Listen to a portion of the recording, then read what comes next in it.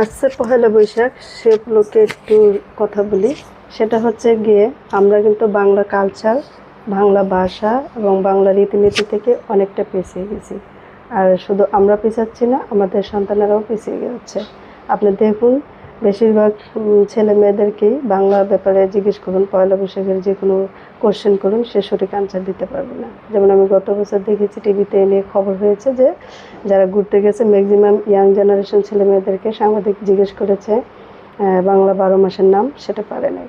তো আসলে এ ব্যাপারে কীভাবে সচেতন হওয়া যায় সেটা বলি। সেটা হচ্ছে, যখন যে সময়টা সামনে আসবে সেই ব্যাপারে আপনার সন্তানকে অ্যাডভান্স কিছু মৌখিক কথাবার্তা বলে শিখিয়ে ফেলুন সে ব্যাপার, সে সময় এবং সে কালচার সম্পর্কে। তাহলে দেখবেন তার বই পুস্তক থেকে খুব দ্রুত এবং ভালোভাবে মনে রাখতে পারছে।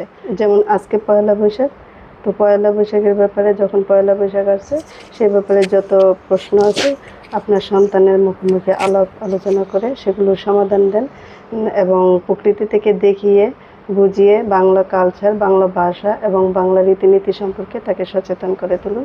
দেখবেন সে এভাবে অনেক কিছু শিখে যাচ্ছে। মানে যখন যে বিষয়টা সামনে আসবে সেই বিষয়টা মৌখিকভাবে আপনি আপনার সন্তানের সাথে আলাপ আলোচনা করুন এবং তাকে শিখিয়ে দেন। দেখবেন সে বই পুস্তক থেকে অনেক এগিয়ে আছে।